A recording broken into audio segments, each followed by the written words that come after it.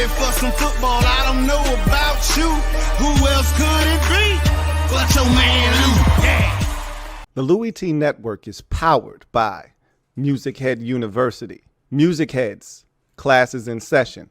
Turn me up. Enroll on YouTube now. Link is in the description. Who else could it be but me, your man, Louie T? Welcome to Sunday Night Football overtime. Bears, Chargers. Game went exactly the way that I thought it would. The fairy tale story of Tyson Bagent went and crashed and burned. And, you know, I really wanted this thing to extinguish pretty quickly. I didn't want this to get out of control. And next thing you know, we're having a debate. Should it be him or should it be Justin Fields? It's a nice story, and he can play in this league. There's no doubt about that, but he's not ready to lead this Bears team. I don't know if Fields is either, but they still need to find out. That's the Justin Herbert we've come to know and love. You know, we know the injury to his finger has caused him some discomfort. It didn't bother him tonight, though. And I think as he gets further and further in that process of that finger healing, and I think they said that cast will be on for at least additional 2 weeks, he's getting better and better, as we can see. Tonight was a far cry from the game 2 weeks ago against the Cowboys, and much better than the game last week against Kansas City as well. And, you know, look, you're playing the Bears. They did what they needed to do. You know, there's this mystique around the Chargers.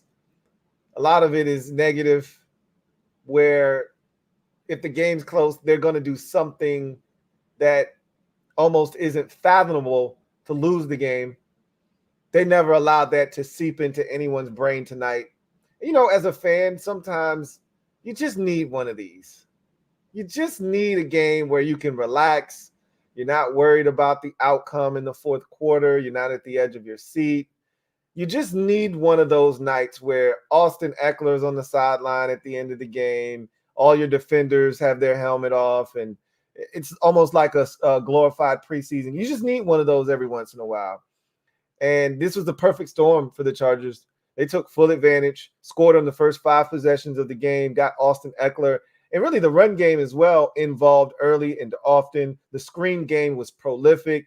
It took a lot of pressure off of Justin Herbert. Then he settled in really nicely. As I mentioned, I thought the biggest possession of the game for the Chargers was the one prior to half, because you dominate the first half. You're up 17-0. Everything's going your way. You've already picked Bagent off. Your offense is free-flowing. You're scoring points. Everything's going well. And then the Bears score a touchdown before the half, and they wrestle away the momentum. And it feels like, hey, you know, a score here, a stop at the beginning of the second half, they get the ball back. And even if it's a field goal, it's a one-score game. But instead, the Chargers take it right down the field, score a touchdown with like 4 seconds left in the first half, kind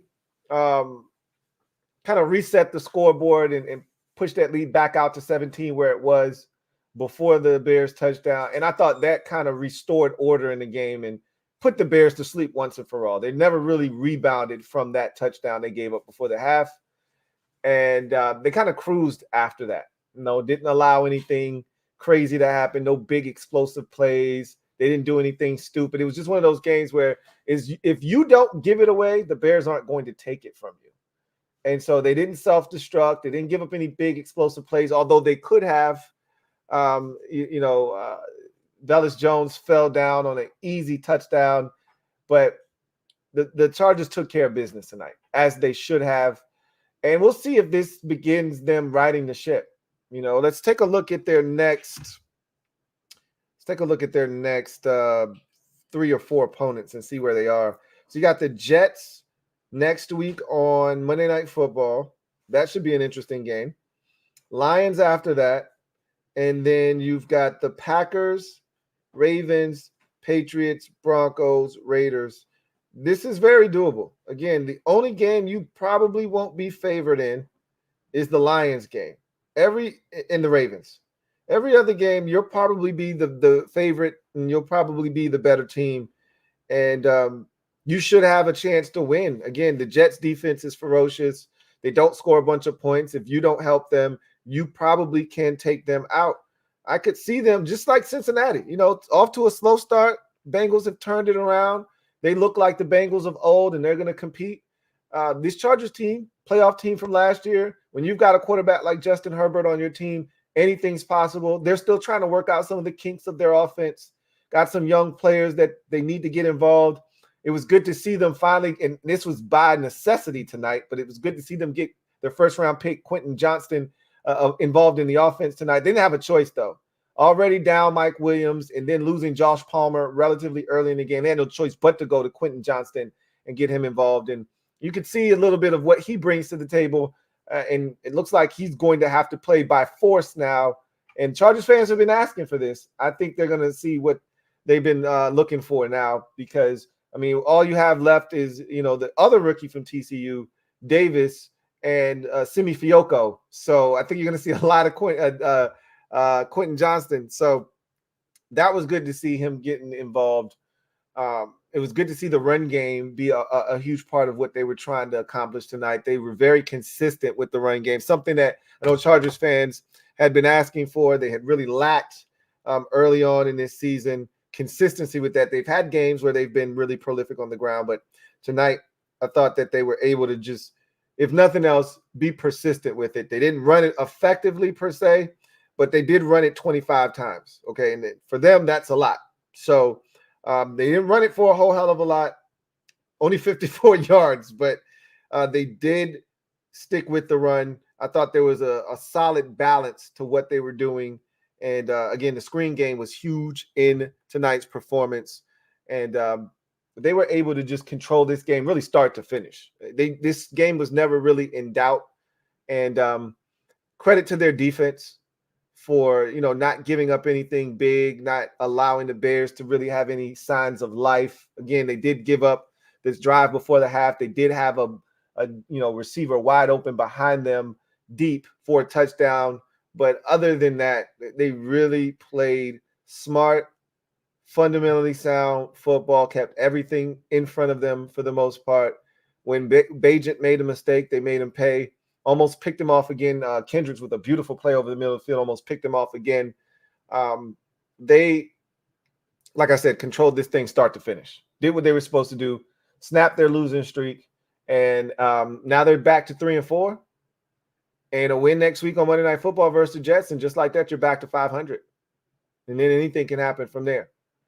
For the Bears, you're a 2-6 football club. That's who you are. A lot of questions, not a ton of answers. I don't know if, who's who in terms of if your head coach is the right man for the job, Matt Eberflus. I don't know what direction. This feels directionless right now, honestly. And I'm not a Bears fan, so I can't speak to what the mood and the sentiment is like in Chicago right now. But it feels isn't on the field. Like you're not evaluating the most important position, and you're not really getting a sense of is this guy the right guy for the job or not. He was playing well up until the thumb injury. And you just need to see consistency from him. And the only way you're going to see that is if he's on the field. Bagent was cool last week, but we all know he's, and I don't like to play that he's a Division II quarterback, like demeaning him like he can't play in this league, because I think that's bullshit. Once you make it to this level, I don't really give a shit what round you were drafted in. If you prove you can get here and you can play, I'm going to see what you can do. And I see he's got some talent. He looks so poised and confident back there. He's comfortable. Like this moment wasn't too big for him. I didn't feel like they did enough around him. And I didn't think they had enough good play calls early in the game to settle him in. But, they got so many injuries through the Bears to the running back position, and the receiver position leaves a lot to be desired, outside of DJ Moore. I don't know what the hell happened on that Mooney play. That should have been a touchdown. Like, he wasn't touched. And I remember watching it live saying, get up and run, dummy. And then he gets up and he runs. Like, you got to press the issue there because nobody blew a whistle. And by you looking all clueless and like you don't know if you get up and you sell that. You get up and you run. That official chases you down the sidelines. He's probably going to call that thing a touchdown, but because you slowed up and you look confused, you gave him a chance to look back. Now they're blowing whistles, and that was a touchdown, dude. Make them go and call that a touchdown and then come back and change it if you got touched, which you didn't. So they don't even do the little things right.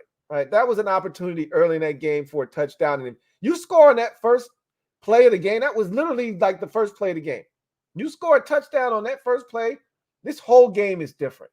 The whole tenor of this game has changed. And Chargers fans are saying, oh, shit, here we go again. The players are saying, oh, shit, here we go again. And now they're in for a dogfight tonight. And this game goes totally different than it did. But you end up not scoring on that possession. You punt the ball away. The Chargers then drive it down your throats, screen to Austin Eckler for a touchdown at 7-0, and they really never looked back from that point forward. But this defense isn't really any good, which is disappointing because you've dumped a lot of resources into this defense from a financial standpoint and free agency, and a lot of draft capital has been dumped into this defense. And your head coach is defensive-minded, and so you just expected more dividends to be yielded from this defense. And it's just not a group. It's just not a good group. You don't get any pressure on the quarterback. The linebackers have probably been disappointing for what you've paid. The secondary is really young, and I know you don't like using that excuse, but it is a young secondary, and it's a little banged up. There's just nothing really extremely positive to take from that group on that side of the ball. Then you go to the offense, and there's DJ Moore and Cole Kmet, and really nothing else to get excited about. I remember 2 years ago, Darnell Mooney looked legit. He has since cooled off significantly. Had to play tonight on the first play of the game, and it could have been a touchdown, but again, he didn't sell it. And kind of just a guy. He's just a guy at this point, feels like. Nobody else has really stepped up on that side of the football. The offensive line is something that you need to figure out. You've got injuries up on the offensive line, so it's hard to really assess what that group truly is because you really haven't seen them healthy and whole all season long. And obviously Justin Fields isn't healthy. So, and that's the main guy. And really don't know what this season is going to turn out to be. Whether you're going to have the first 2 picks in the draft or you'll have the number. The Panthers are going to be the worst team in football. They're not going to win very many games. You're going to have the number 1 overall pick again. And you got a decision to make. And that's why it's imperative that Justin Fields' thumb heals up because you need to know. And there's no way of really truly knowing unless he plays. But you got a decision to make. Are you willing to pass? It was one thing to pass up on Bryce Young and Will Levis and CJ Stroud and that group. It's another thing to pass up on Caleb Williams and Drake May. Are you truly in a position to pass up an opportunity to select Caleb Williams or Drake May? Because whether you're the number 1 overall pick or the number 2 overall pick, and then you pick 3 or 4 picks later with your own pick, it doesn't really matter.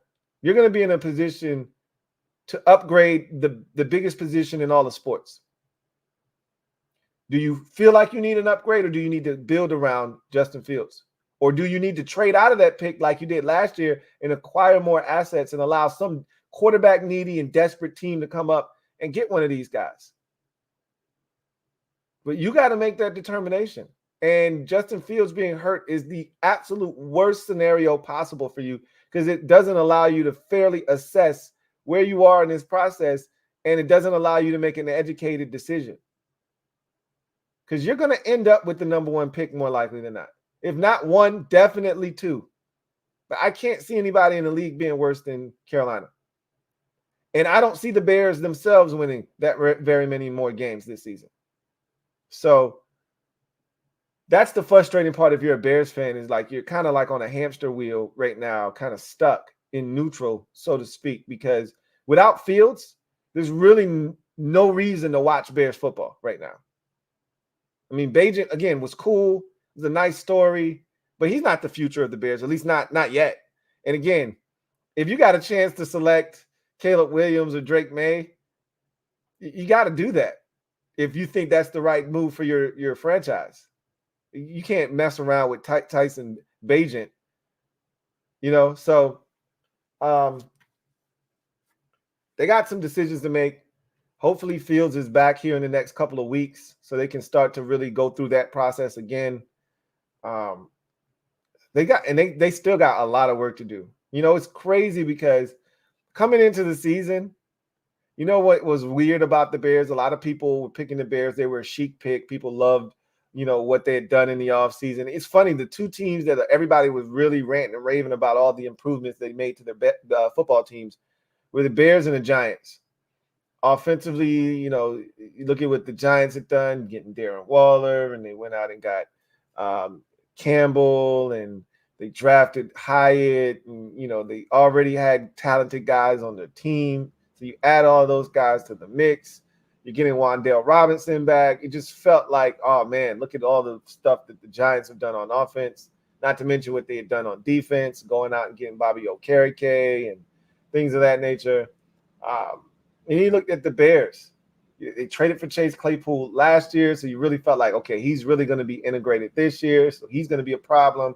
Traded for DJ Moore. You're like, oh, my God, look at all this talent that they have. They got Robert Tonyan in free agency, so now they got a really nasty two tight end set, you would at least think. They didn't bring back David Montgomery, but they did what did they do at running back? I felt like they did something at running back. I don't even remember what it was they did, but they had somebody at running back. He's been gone for so long, I can't even remember who it was. And they also went and signed the guy we saw a lot of tonight, Deontay Foreman. But you just looked around at their offense and you said, man, they got a lot of pieces here. A lot of stuff for Justin to play with. Pause. And it just hasn't materialized. Chase Claypool got pissed off, wanted out. They traded him. DJ Moore has been exactly what they thought they were getting, but they still need to get him the ball even more. Darnell Mooney has been quiet. Cole Kmet has been really good, but you haven't gotten anything out of Robert Tonyan.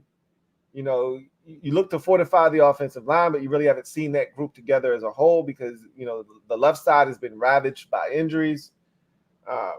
It's just been disappointing, to say the least. There have been good moments, but there have been a lot more of these types of games for the Bears this season. And this was another ho-hum performance, one that's very forgettable. But if nothing else, I think they got themselves a quality backup in Tyson Bagent. He's not afraid. And again, like I said, the moment's not too big for him. And he can play in this league. He's got a live arm. Really good athlete. You can see that. I saw it last week, but that was on full display today. Like he's a really good athlete. So I think they got a backup if nothing else. Now you got to find out about your starter. So anyway, so let's get to the comment section. See what's going on with you guys. Black Al B, thank you for the super chat. Greatly appreciate you. My guy, Black Al B, writes, what it do, Lou? What's going on, Black Al B? Says, Vikes fans, including myself, effed around and found out today that we should have appreciated what we had in Kirk Cousins.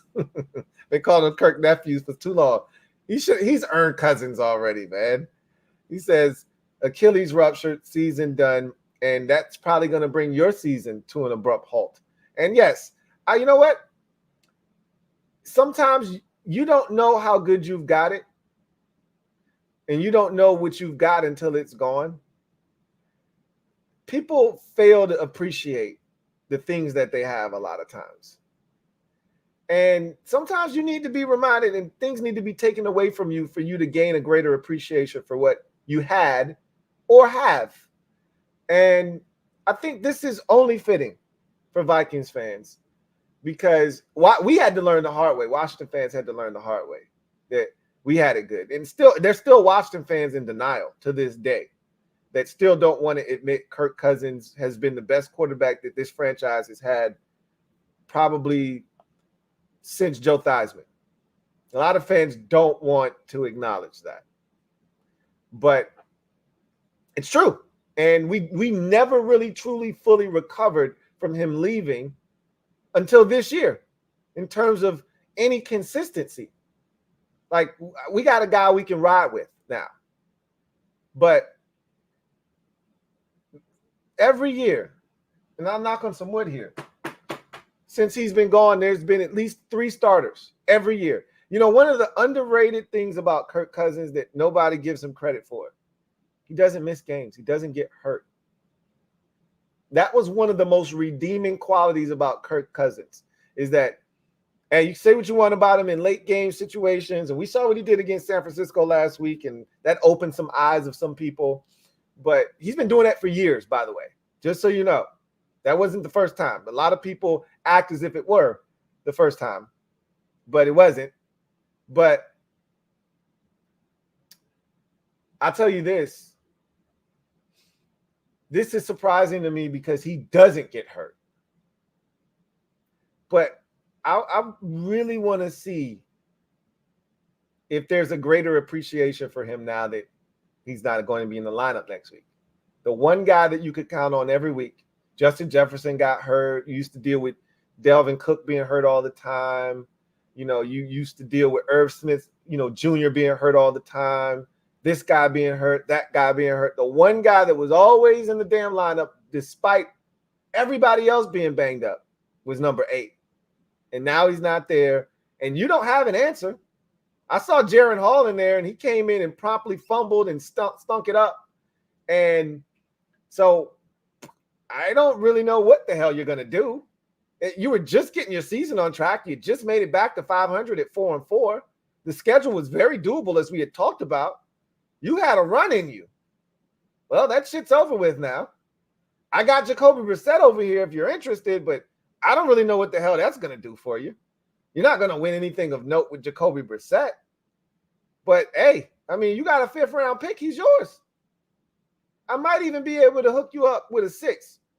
I might have to make that conditional, but if you're interested, you know how to get in contact with me. But I don't really – you needed Kirk Cousins. You needed Kirk Cousins. And I want to hear people say it. And I'm glad you acknowledged it, because he's one of the most underappreciated quarterbacks in recent memory in the NFL. And now he's gone, and I want to see what the hell Vikings fans are going to do now. Because sometimes you don't realize how good you've got it till it's gone. Anyway, DJ23, thank you for the super chat. Greatly appreciate you. DJ writes, thank you for being a member of the MOBB, writes, again, we give up the big before the half. The touchdown, I'm assuming, and then lack in the third, and we couldn't get better pressure on Hurts. On a Hurts. Facts. Also, you can't have Forbes sit, then throw him out there against Brown 1-on-1. Hashtag NHO. I would not have put him out there in that situation. They're trying to build his confidence back up. I'm not sure that's the way you do it. But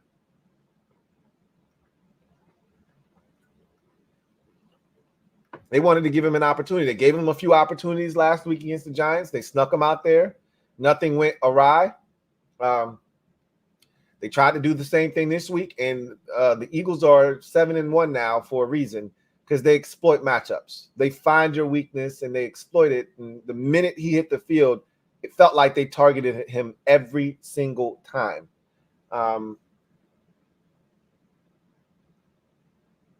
I've said this already about Jack Del Rio. His blitzes are unimaginative. So I'm watching the game tonight.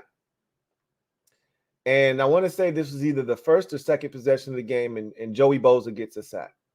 You know what they did? Come closer. Come here. Let me tell you what they did.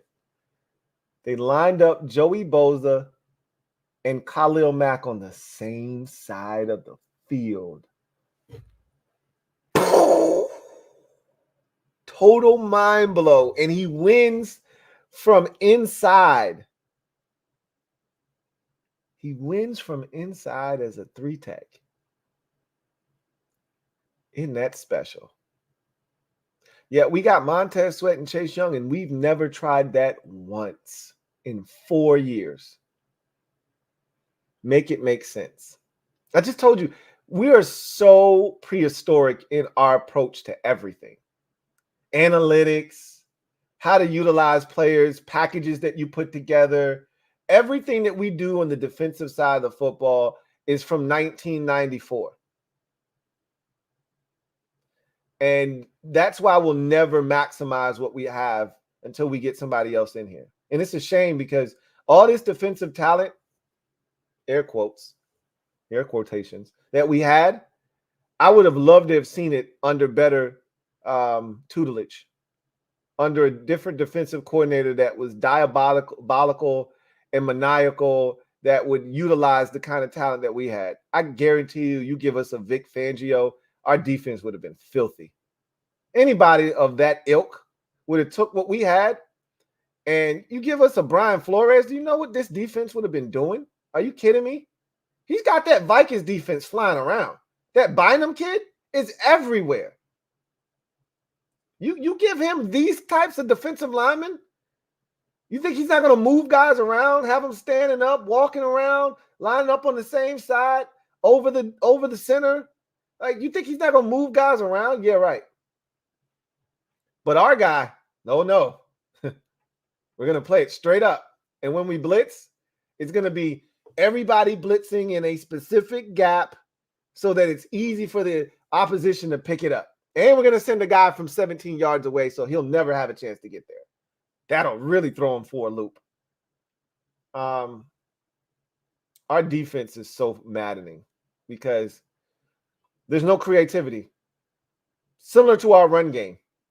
There's no creativity whatsoever in our run game. You know, and again, I hate to look at other teams and compare us to them because we're not them. But it's cool when you watch other teams do creative shit and you go, damn, why can't we do that? That's not that hard. When's the last time we ran a flea flicker? I mean, that's the most ancient trick play in the book. And I can't remember the last time Washington ran a flea flicker. I can't remember the last. You probably got to go back to the Kirk Cousins era. And there may not have been a flea flicker there either. I feel like there was one somewhere in there with Kirk. Ask me the last time we faked a punt. Ask me the last time we faked a field goal. I don't know. When's the last time we had a surprise onside kick? Can't tell you. We don't do those types of things. We don't try anything innovative. We don't try anything creative. Let's just line up and see what happens.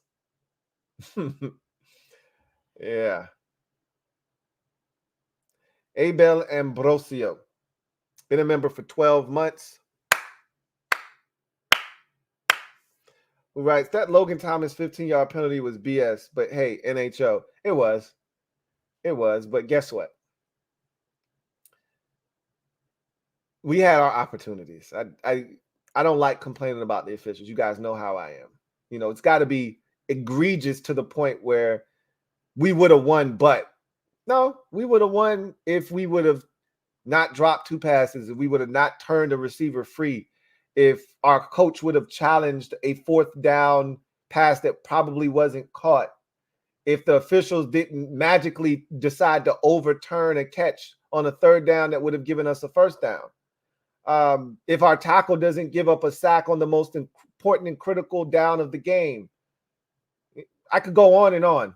You know, I don't have to stop there. We did enough things to not win this game on our own. So, not let A.J. Brown link you again, you know. I mean, there's so many things that could have swung this game in our favor if we do the little things correctly.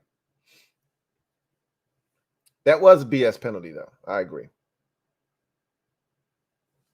DJ23, thank you for the super chat. Greatly appreciate you. Double up.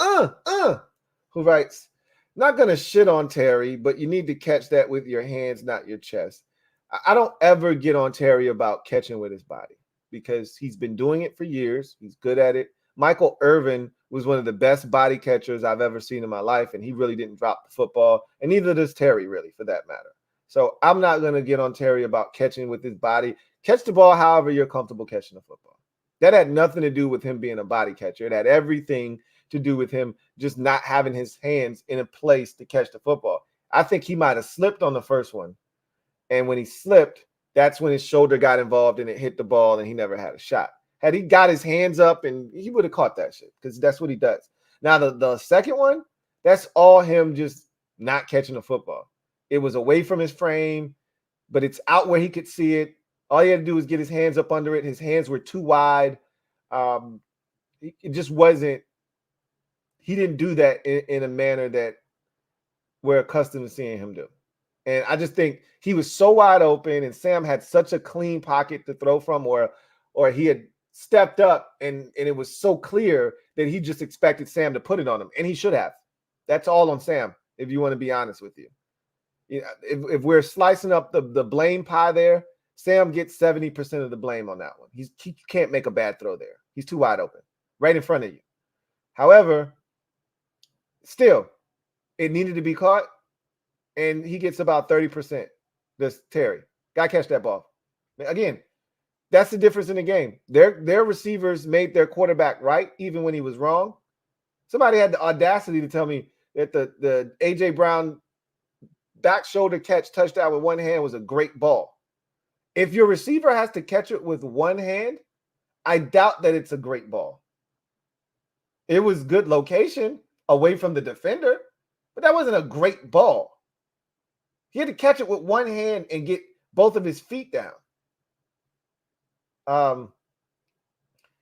He made his quarterback right. Just like Devontae Smith, whether he caught it or not, we didn't challenge it.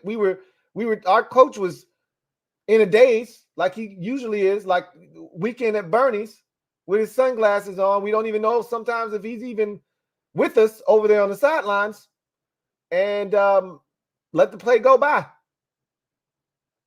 And he made his quarterback right because our coach didn't prove him wrong. Make your quarterback right. Terry had a chance to do that, and he didn't. Also, you said fourth and 1, no fullback dive. Also today, both ends showed me nothing to stay here. I already said if you get an offer for both of them, a second-round pick, I'm moving both of their asses. Life goes on. Like, I really don't want to spend big money on either one of them if I don't have to. But the likelihood is you're going to bring one of them back. That's the likelihood. But if I got an offer, I'm taking it on both of them. But if I don't mind keeping one of them. So, and I just let me be clear. Today isn't the reason that you're looking to move either one of them or both of them. Like, them not doing anything today wasn't the end all be all. Like, show me something today or I'm trading you. This is an accumulation of 5 years for Sweat and 4 for Chase Young of never quite reaching your full potential. Sweat still doesn't have a double-digit sack season under his belt. He may be heading in that direction this year, but there's no guarantee that he gets there. Young, same thing. And we know about the injury, and all of that stuff. But when you draft a guy number 2 overall, you're expecting Myles Garrett type production. And that's not what he has been. And a lot of people say he's Jadeveon Clowney. And he looks more like Jadeveon Clowney than he does Myles Garrett or any of those guys that are absolute game wreckers. So as far as I'm concerned, yeah, I'd take a second-round pick in a heartbeat for him and wouldn't think twice about it. 4th and 1, I don't really care what you do. I just don't want you in shotgun. Like, even if you had thrown it, but you got under center and you went play action fake, I could have lived with that. But I just didn't want you in shotgun. There's nothing to me that could come of you getting shotgun. And I damn sure didn't want to see the sprint out. I've seen that enough in the last 2 weeks. Didn't need to see it on fourth down there. I don't like cutting the field in half. I don't like doing that in a fourth down situation. I don't like doing that down by the red zone because, again, you're cutting the field, not even in half. You're cutting it in like a third, maybe even a fourth when you roll out. I just wanted to get under center. That's really what I wanted to do. Junio Rudy, thank you for the super chat. Greatly appreciate you. Junio writes, Louie, what's up, Junio? Says, I know you're down right now. I'm not down at all. But I hope my Jets cheered you up a little.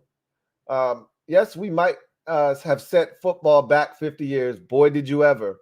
But when the Giants lose, we all win. It was ugly. I thought by the time I got to the game, and I got to it with you kicking the field goal to send it to overtime, they did like a game recap. And at one point, they said the crowd was chanting, let him throw, let him throw. Talking about Mike DeVito, the quarterback. They let him throw the ball one time in regulation. And then when he did throw it in overtime on that first possession, it was look to my left and check it down to Saquon Barkley on my right immediately. And the Jets weren't going for that. It was an embarrassment. I think the two teams combined, I think I saw for 23 punts in the game combined for the two teams. 24, I think the number was 24 punts or something like that. Yeah, it was, golly, it was bad, man. But I was a part of a game like that the week prior with the Giants. The Giants they're offensive cancer, and they spread. Like, whomever they're playing against, they drag them down, and it's bad. They're a horrible watch right now. And that's why I said, if you're a Giant, I love the fact that they're going to be tortured the rest of the season. And Tyrod Taylor is an injury waiting to happen. What did I say about Tyrod Taylor? I said, it doesn't matter. He's going to get hurt anyway. And I hate saying that because I don't wish that on anybody, but that's the truth of the matter. He's going to get hurt. And he did. And now you're stuck with Mike DeVito. Now there's urgency for Daniel Jones to come back, and I don't know if he's going to be back or not. But whatever happens, they stink. And I'm glad they got to watch this. Their eyeballs are going to hurt this season. And I love it. And when we play them the next time, we're going to beat them. We better beat them. They're awful. You guys definitely set football back. But you won. Look, the Jets don't care what it looks like. Aesthetics are not what they're after right now. They're just trying to hang in there. Aaron Rodgers may be back. He may be back. They're just trying to hang in there and be relevant at the end so that they may be able to bring Rodgers back and salvage this season. Who would have thought that once Rodgers went down, we'd be through 8 weeks of football and these Jets would be over 500 at 4-3? I didn't. I damn sure didn't.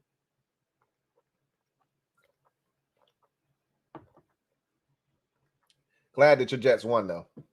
I didn't want any parts of being in last place in my division.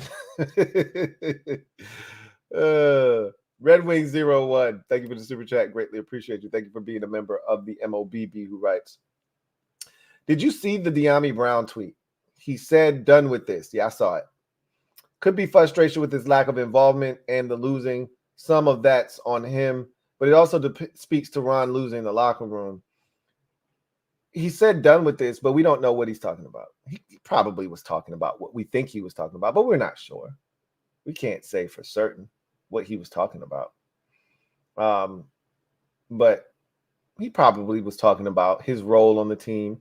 I don't think he was talking about specifically just losing and things of that nature. I think he was talking about, I ain't getting no clock. And I don't know why. And I don't blame him. You know, there's been a really frustrating trend with this team in terms of getting your playmakers involved. That wasn't the case today. Terry had 12 targets. Jahan had 9. Curtis was well on his way to 8 or 9 himself. They got the playmakers involved. That's one of the things I asked for, and they did it today. So that wasn't one of the issues. But they just don't consider Dami Brown to be one of those guys. And, he's had opportunities this year.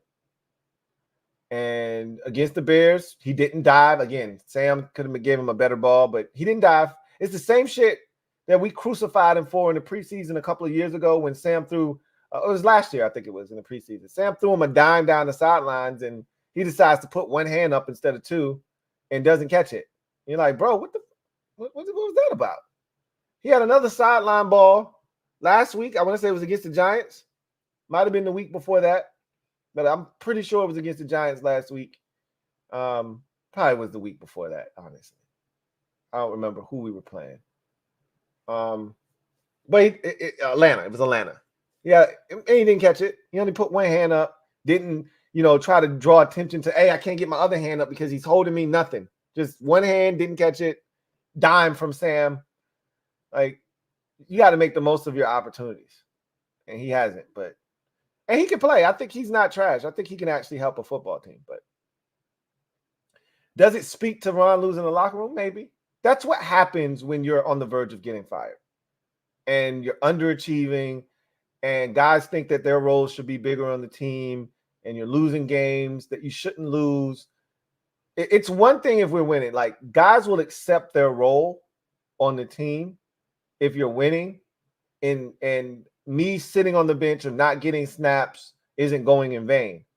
But if I'm watching us play and we're struggling and the guys that are getting on the field in front of me aren't better than me, i.e. Byron Pringle, and I'm not getting any clock and this guy continues to get my reps, that's a problem for me. And we're not winning. I get it. There's a lot of frustration in that locker room. Losing sucks. When you put in as much work as these players put in on a weekly basis, only to lose, that's frustrating. This thing could go south quickly. But I've said this, and I'll continue to say this because I firmly believe this. Ron Rivera does a great job of making sure his teams don't quit on him.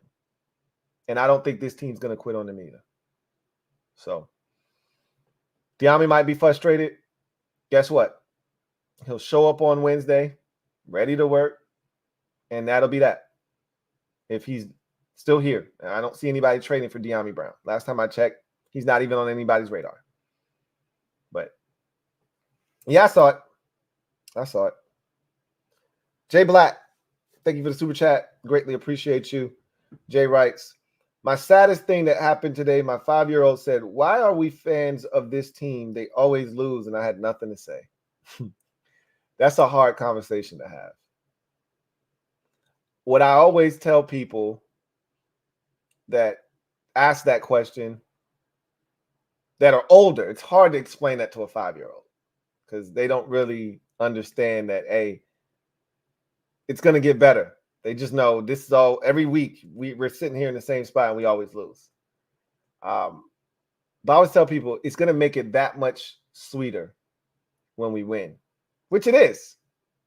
It's going to make it that much sweeter when we finally start winning games consistently and become a good team. It's going to taste that much sweeter from all of this that we've gone through. And it's coming.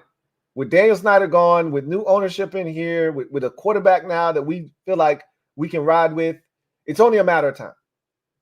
You see it. It's only a matter of time. But it's tough, man. It's tough when you sit down and you see the winning plays and how they elude us. You see them. The missed opportunity there, the missed opportunity here, blown coverage there, a missed opportunity there. You see them, and you know that's going to come back to haunt us. When we didn't get the 4th and 1, who didn't think in the moment we just squandered a golden opportunity to run away and hide in this game? Who didn't think that in the moment? 24-17, I thought was the best drive of the season. When the defense gave it right back, who didn't think, well, that's what we do? When Sam threw the pick, who didn't say, oh, well, that was fun. That was nice. This is over. That's what we do. And until we learn how to win, I thought Jahan Dotson summed it up best. He pretty much said, in this league, you can't flinch. And in the biggest moments of the game, we always seem to flinch. And you can't. He's like, the Eagles don't flinch. But we always seem to collectively flinch at the most inopportune time. And until we learn how not to flinch, these are going to be the things that happen to us. That's the perfect way to sum it up. When your best is required, we got to have it. And in the game today in particular, when our best was required, it was nowhere to be found. Wiley had his worst rep of the day. Terry dropped a couple. Sam threw a bad pick. When our best was required, Danny Johnson blew a coverage. Manuel Forbes got tossed around like a rag doll. When our best was required, they let Julio Jones, Quintorris Lopez catch a touchdown. I mean, what can you do? You didn't make plays.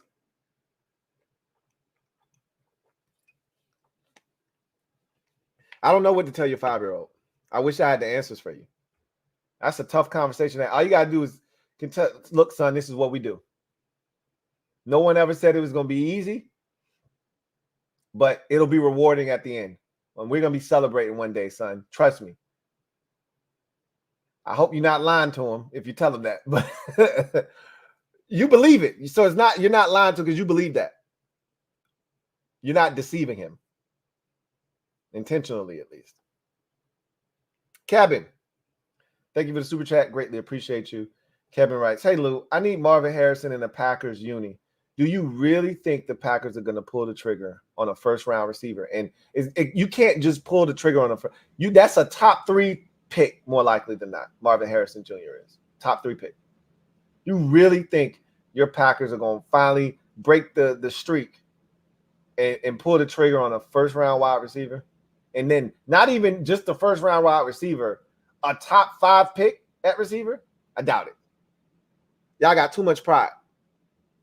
And we all know what happens before, with your pride.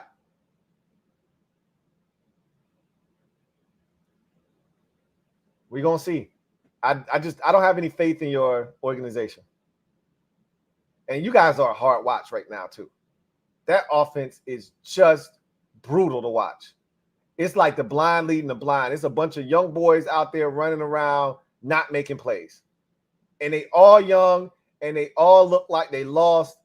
And I'm starting to question whether Matt LaFleur is actually that brilliant or if it was just Aaron Rodgers. It's the same question we always ask once Aaron Rodgers, once a coach is in Green Bay. We ask the same thing about Mike McCarthy. I'm asking the same thing about Matt LaFleur. Because this shit looks really, really bad right now. And I don't feel bad for him because they decided that Romeo Doubs and Watson and Samar, Toure and all of these guys that they drafted later in the draft, and Jaden Reed. I was telling people Jaden Reed, it's a questionable second-round pick. And somebody swore me up and down, cussed me, slam out, told me I didn't know what I was talking about. Clearly, you didn't watch him. Okay. All right. We'll see. Look, I don't give up on young guys that early, but boy, it's a tough watch right now. I ain't gonna lie. Vincent Coe, thank you for the super chat. Greatly appreciate you. Thank you for being a member of the MOBB. My guy, Vincent Coe writes, shout out to Jake Bobo. That's my guy lately. It's always refreshing when a young boy comes in and endears himself to you right away. And that's what Jake Bobo essentially has done. He is the Seattle Seahawks version of Puka Nacua. Now, obviously, he's not catching 17, balls in one game, but he's been really good in the absence of DK Metcalf. Honestly, he's what's kept you afloat. He's been balling his eyeballs out as Jake Bobo. He's such a Seattle Seahawks type pick. You know, he really is. Or player. I don't even know if you guys drafted him. He might have been undrafted. Baron Von Monkey, thank you for the super chat. Greatly appreciate you. Thank you for being a member of the MOBB, who writes, two days ago, Mark Schlereth on Craig Hoffman's YouTube channel basically saying he was there to consult with EB this week. All that first half under center and fullback stuff came from Mark, it sounds like. I watched that episode. I didn't hear him say that. I heard him say that he consults with NFL teams all the time, but he sat down and he talked to them. But that's what you do when you're preparing to broadcast the game, is you sit down with both teams' coaching staff and about 2 or 3 players from each team, you know, guys that are integral parts of their football teams. So I'm pretty sure he sat down with Sam Howell. I know he said he sat down with Jamin Davis. And he had a lot to say about the offense, the offensive line in particular. And he's like, I don't care how they feel about what I said. But I didn't hear him say he advised him. And he might have said, and I just missed it. I know he said he advises NFL teams. And he said that the GM, which was his teammate, you know, with the Redskins when they won the Super Bowl in '91, Martin Mayhew pulled him aside and, you know, had some things to say to him. But it wasn't anything disrespectful or anything like that.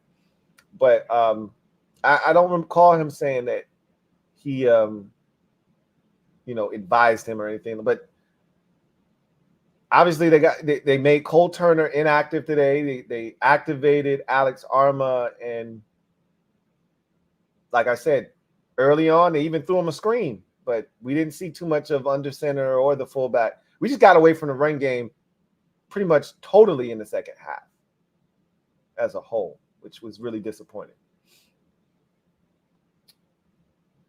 Vincent Coe, thank you for the super chat. Greatly appreciate you. Double up. Thank you for doubling up. Who writes, just like that, we are at the top of the division. Who saw that coming after the 5-0 start for the 49ers? Who saw 3 straight losses coming in just like that?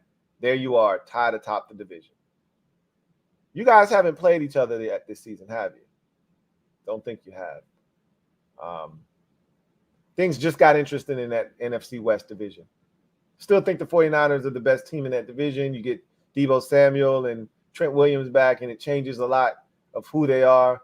But you're right back in that mix. We just all assumed you were a wild card. And you was like, hey, don't count me out. Don't count me out. Well, we're not. Nate Master, thank you for the super chat. Greatly appreciate you. Who writes, what's your ceiling and floor for the record right now? The ceiling is 9-8. The floor is 6-11. I think it's going to end up somewhere in that vicinity. I don't see this being any less than a 6-win team. I don't see it being any more than a 9-win team. 9 is a stretch. I just don't see how you make it to 9, because 9 requires consistency and it requires a win streak. You've already gotten to 5 losses. So that means you can only lose 3 out of your final 9 games. You'd have to win 6 out of your final 9, which would require you to get hot and be consistent, because you can't get hot without consistency. And this team has been the model of inconsistency this season. So that number is probably going to be, they're probably going to Rivera and go 7-10. That's my guess. But 6-11 is the floor. 9-8 is the ceiling. Big Money Sonny, thank you for the super chat. Greatly appreciate you. Thank you for being a member of the MOBB, who writes, Danny Johnson is cheeks. What the F happened there, Lou? He just had a brain fart. And again, we don't know. You know, you'd have to ask Danny what happened on that play. Usually it's one of 3 things that happened. He never got the call. He thought they were in one coverage and they were in something different. His eyes were in the wrong place, and he was looking at something he shouldn't have, and he lost his luggage, and that happens too sometimes. Well, there's 1 or 2. Those are usually the 2 things right there. Either he didn't hear the call, he lost his luggage, or 3, he had a brain fart. Like he just froze. One of 3 things happened. You know, eyes in the wrong place, poor eye discipline. He let some kind of eye candy get to him, and he let his luggage go free down the field. He didn't hear the call. Everybody else is playing this coverage. He's playing that coverage. Or he just had a mental breakdown. Like, literally, he just froze.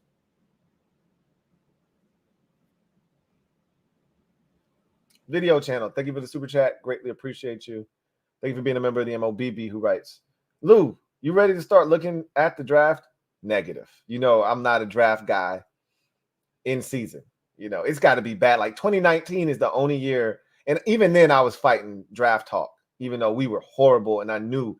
But, you know, I was ready for Chase Young. You know, I was ready for, you know, the prize at the end that we were working towards because we sucked so bad.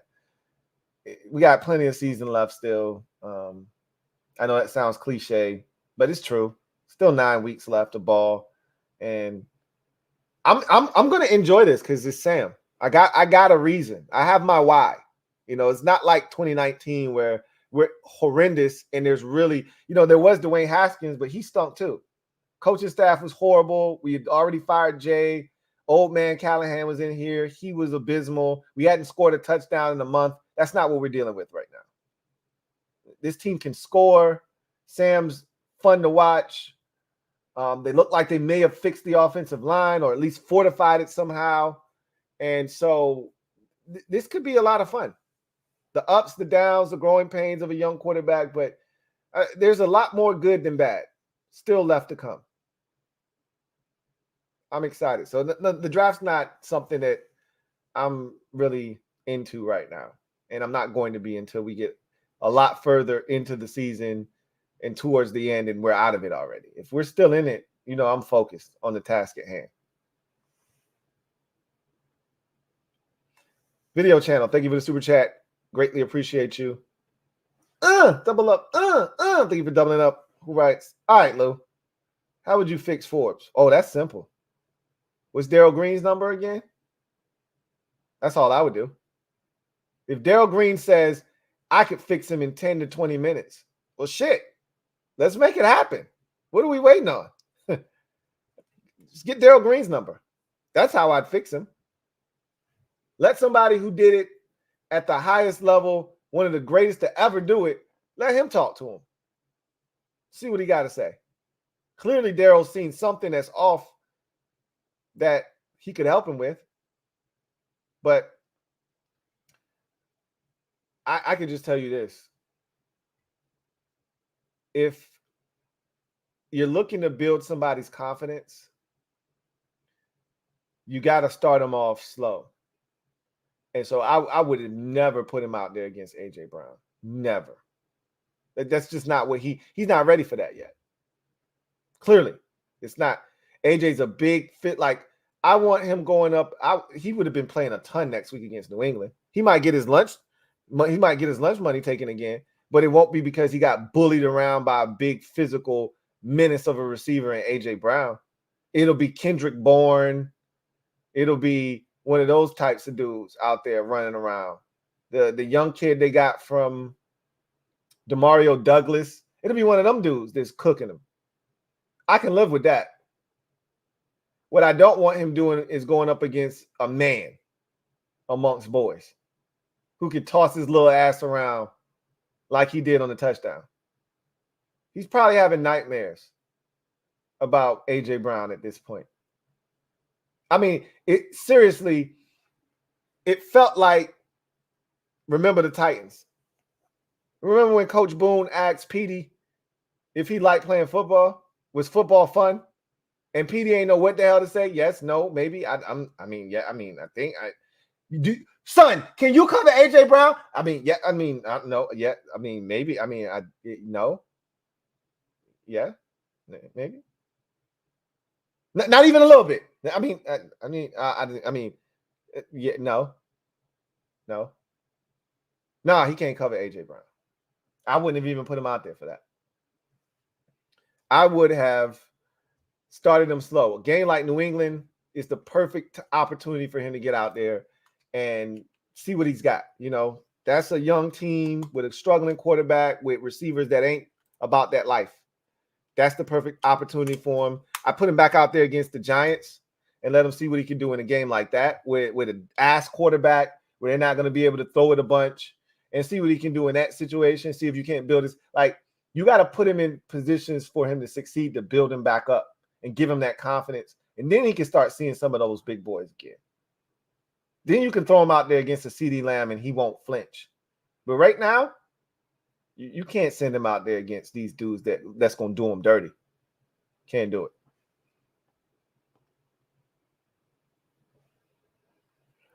Brew Cuts, thank you for the super chat. Greatly appreciate you. Brew Cuts writes, Lou, our whole 2023 draft is cheeky cheeks. Yeah, it appears that way. Again, it's early, and everybody wants the draft class to produce instant, they want instant gratification and instant production. And that's not how the draft works every year. It's not how it works every year. Some years you get guys that come in and immediately produce dividends. We got that out of the draft last year, right? Jahan came in, even though he was hurt last year, he led the team in touchdowns last year. Brian Robinson almost ran for 1,000 yards, and that's missing 5 games last year, or 4 games last year. So we got immediate dividends out of the draft last year. It's not the case this year. It's not the case. That doesn't mean that draft won't end up being good when we look back. DJ23, thank you for the super chat. Greatly appreciate you. Thank you for being a member of the MOBB, who writes, is this a double up for you? I feel like it's a double up for you. No, it's triple. Ron and company too stubborn to call green. They probably are. I mean, look, when you're in the season, they have no idea what Darryl Green said. Somebody's going to get it to him, though. Like, they're going to find out what Darryl Green said. And you're probably right. They're probably going to be too stubborn, too prideful because that would admit that, because he literally called out their staff. He literally said, I don't usually do this. I'm overstepping my boundaries, but they're not giving him the tools he needs, essentially, is what he said. They're not preparing him. So you're telling me my staff is inferior. You really think they're going to want to call him after he said that? I would hope they'd be able to put their pride aside if it's going to help you maybe keep your job and help you get this first rounder out there playing better. But like you said, every step of the way we've seen from Ron is they're too prideful to do things like that. We've seen it, whether it's they cut a player and they don't want to bring that guy back, or they double down on not picking a linebacker and they continue to further dig themselves a hole, or they F around on the offensive line and it's a mess. We've seen them be too prideful to clean up some of the messes that they've made. You're not wrong. Big Money Sonny, thank you for the super chat. Greatly appreciate you. Double up. Who writes, I guess we can thank Ron for fixing the culture, but the product on the field is absolute garbage. He's lost it, and he is a simpleton. Yeah, look, I've always said that Ron served a purpose, and there's a season for everything. And for us, when Ron showed up, he was the right man at the right time for this job. We were lost. We had no direction. We were a laughingstock of the NFL, and our roster was among the worst, if not the worst, in football. We were going nowhere fast, and we didn't even have a face of the franchise, a guy that you could point to and say, hey, they may stink, but they're respectable because of this figure. And Ron provided that for us in our darkest hour. All right. Ron provided us with a face that other people around the league could respect. And slowly but surely, they built this team into a competitive roster. But the problem is they can't take the roster where it needs to go. They've gotten it as far as they can get it because they're lacking in substance as a staff collectively.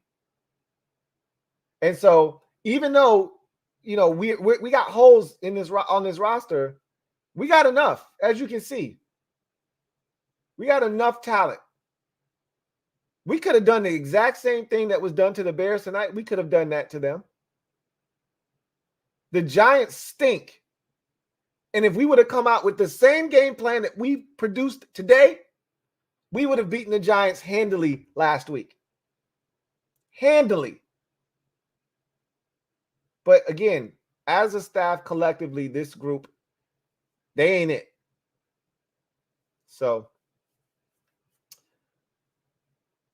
Ron has done everything that he can possibly do. And I thank him for his service, as I've said numerous times. But he's taken us as far as he can take us. Now he's got to pass the baton off.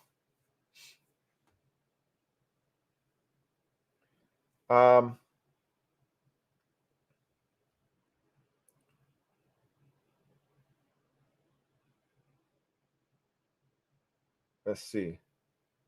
Niners fan writes, "We ain't that team, Lou. Not even the best team in our division. Another embarrassing performance." I haven't watched the game, but I too am disappointed. You know,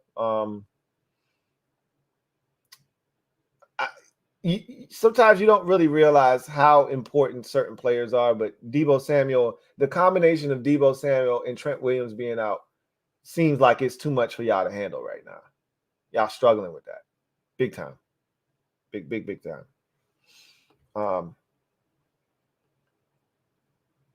I didn't watch the game yet, but last week I was telling you to chill. It's not a big deal. You're all right. You're fine.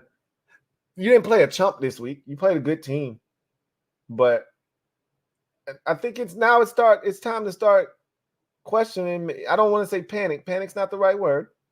But I do think there's a cause for concern. That's 3 in a row. It's 3 in a row. And I get it. I didn't see that when you started 5-0. I didn't see this coming. Every team faces adversity in a season at some point. The only team that didn't was the 72 Dolphins. And they probably faced adversity in specific games, but found a way to win. But every team faces adversity in the season, and it's how you handle it that ultimately determines the outcome of your season. I'd rather face adversity now than face it later. What are you going to do? Is the question. What are you going to do?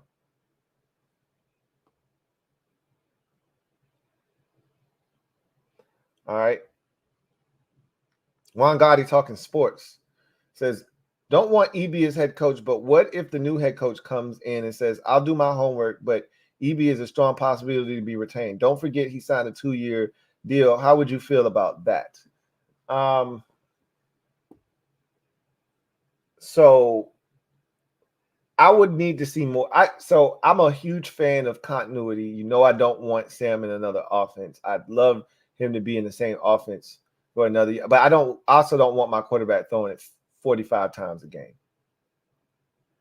And EB seems to be hell-bent on minimizing the run game.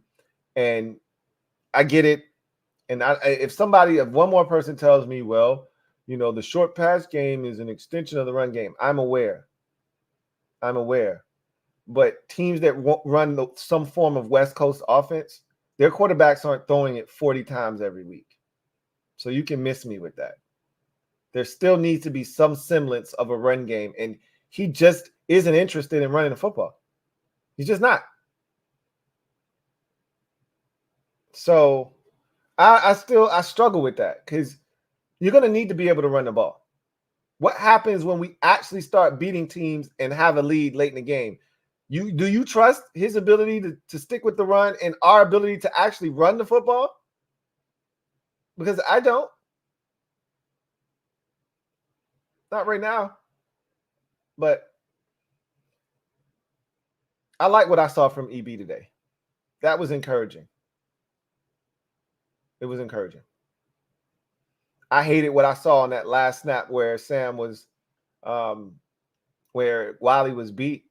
Like, to not chip and help Wiley on the way out. Again, malpractice. You got too comfortable because the O-line had been holding up all day. You got too comfortable, and you gave their best pass rusher one-on-one with our worst pass protector, and you saw the end result. That's disappointing. But I'm not opposed to it. My mind is open. I haven't totally given up on EB. I'm close though. Like, he has to win me over right now. If you ask me to make a decision right now, I'm not rolling with him. But I'm not closed-minded to EB continuing to grow as an offensive play caller and, you know, continuing to develop a rapport with Sam. I haven't given up on that. But he leaves a lot to be desired. That 4th and 1 call rubbed me the wrong way today. Juan Gotti talking sports says EB has been disappointing at times, but shown flashes just like Sam is his first year. Also, the PC, I don't know, Sam learning a new playbook is more likely at the, but I don't know how to feel about that. I didn't get that whole comment. I just know this. He's got 9 games, and I said this after the Bears game, and nothing has changed. I said after the Bears game, he's got 12 games to show whether he is head coaching material or at a bare minimum worthy of being back as an offensive coordinator. And again, that's not for anybody to decide but the head coach. The head coach, if you hire an offensive-minded head coach, then you don't need Eric Bieniemy. Period. End of discussion. Only way Eric Bieniemy is retained is if you go out and you hire a defensive-minded coach who needs an offensive coordinator. Then he may be open to Eric Bieniemy sticking around. But the way I want it done is you hire a guy like Ben Johnson from Detroit or somebody of that ilk. And if that's the case, they're coming in with their offensive philosophy, and you don't need an Eric Bieniemy. So, again, we'll see.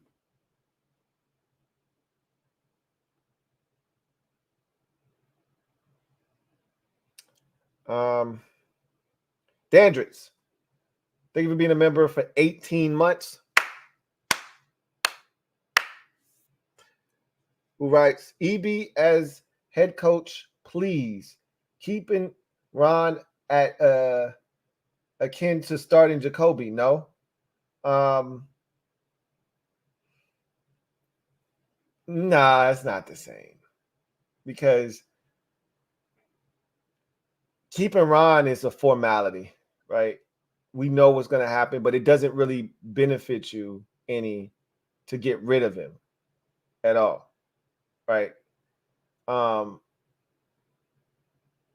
Jacoby's going to be gone at the end of the season. I guess you could say that's going to be the same thing because Jacoby's not going to be here. You could actually trade Jacoby. You know, we'll see if anybody's interested in Jacoby Brissett, but it's a little bit different because Jacoby is a veteran, but Sam hasn't really had a lot of time. You know what? The more I think about it as I'm talking to you and I'm trying to explain why it's not the same, it sounds the same because Jacoby's not going to be here at the end of the year, neither is Ron. We know what Ron is as a coach. We know what Jacoby is as a quarterback. There's no benefit to starting Jacoby. There's no benefit to getting rid of Ron. But, you know,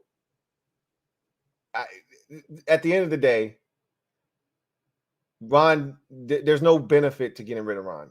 I think the only thing that you can do now is fire the guys up above. Because you can start that process. You can start talking to teams about their assistant general manager. Like you can do that if you fire your general manager right now. You can't talk to somebody about their offensive coordinator in season while he's working.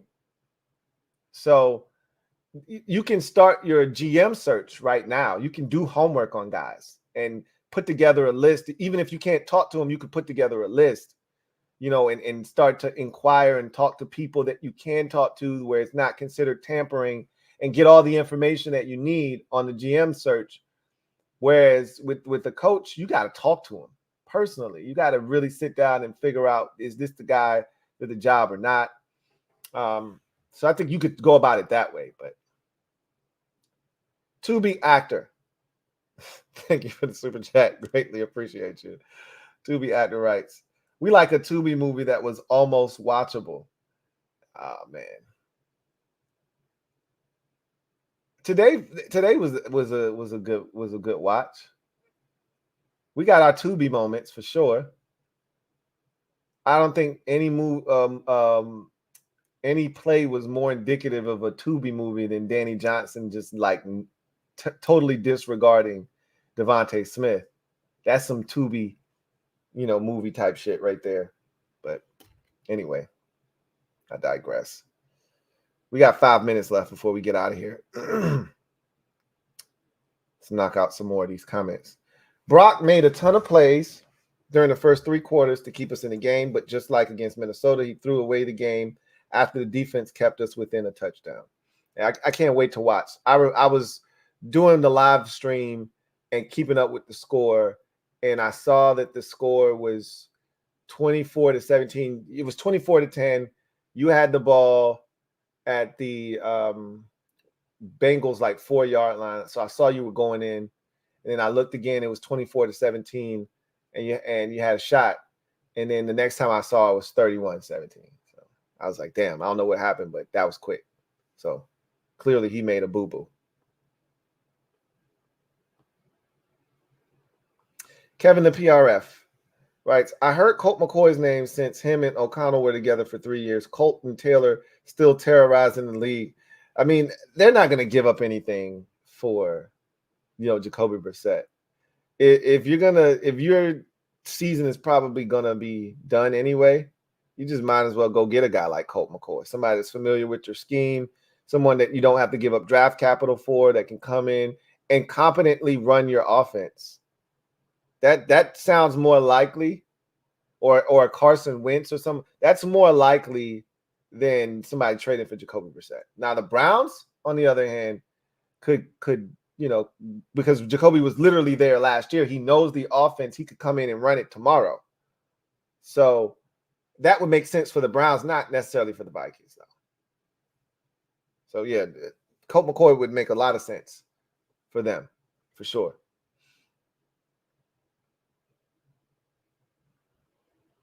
Or even a Matt Ryan.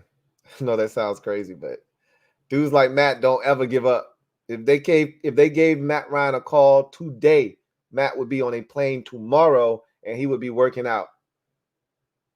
Jamal Hamlin, thank you for the super chat. Greatly appreciate you. Thank you for being a member of the MOBB, who writes, Lou, I can't believe Terry was out there looking like Clifford Franklin, NHO. It was a rough go of it, man.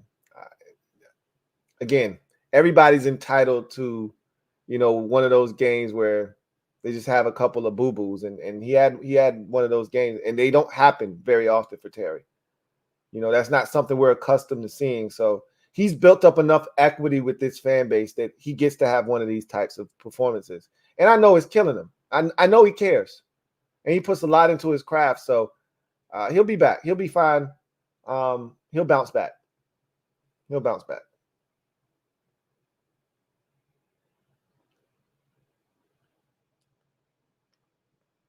Kevin the PRF says, we talked about the Eagles' tough stretch. Looks like the 49ers are getting baptized with Jacksonville on deck.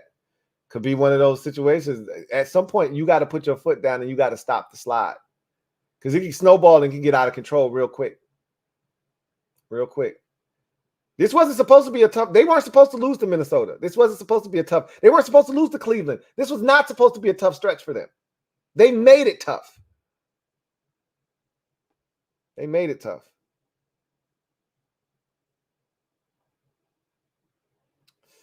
Kevin the PRF, you point out the double standard that drives me nuts. Everyone is in a rush to get rid of our DNs, but I'm dying to see this pair with another non-archaic defensive coordinator. It's not going to happen, though. That ship sailed. If you wanted to see these two boys together, you needed to pick up the fifth-year option on Chase, and you needed to get something done long-term with Montez. That didn't happen. The minute that they declined Chase's fifth-year option, you knew this was it. And you're not going to get to see these guys with a non-archaic defensive coordinator. That ship sailed. You got to get something for them because you can't afford to retain both of them at season's end, which is why I was an advocate for picking up Chase's fifth-year option because it gave you more flexibility. I understand that it was $18 million. It was more money than you wanted to give him, especially coming off the injury. You didn't know what he was going to do. And I get it. That's not a smart investment, but I felt like the alternative was more risky than just saying, hey, we'll commit to you for $18 million. I thought the alternative was too risky, and now look at what you've done.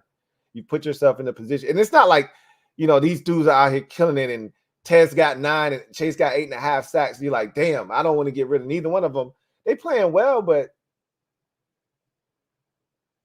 they could go. You know what I'm saying? I've been longing for a defensive coordinator to utilize these dudes in a way that gives them a shot to prove what they're capable of doing, but that when he didn't get rid of Jack and we knew he wasn't, then you weren't going to ever see that. You weren't ever going to see that.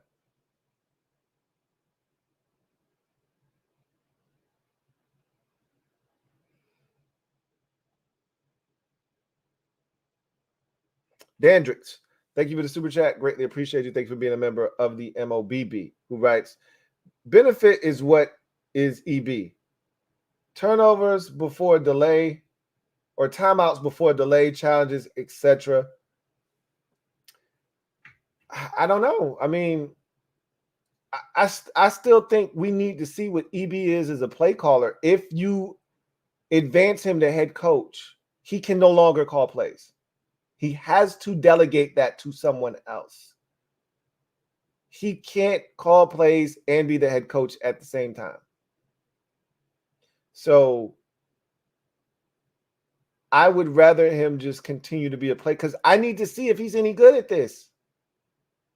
The only way we're going to find that out is through reps, games, situations, see how he handles them. Right now, he's not my favorite. But that could change. 5 weeks from now, he could get into a rhythm, and we've won 4 out of 5, and he's dialing up all the right plays at the right time. But we need to see. You promote him to head coach, he's got to pass that torch to somebody else and let them call the plays. Which, if I'm Eric Bieniemy, you can't turn down an opportunity to be an interim. But the whole reason you came here was to prove that you could be a play caller, which then would lead to you getting a head coaching job. You cutting short in the middle of the season as a play caller to go be an interim head coach of a job that you're probably not going to get, that's pretty dicey. It's pretty dicey. Abdullah, thank you for the super chat. Greatly appreciate you.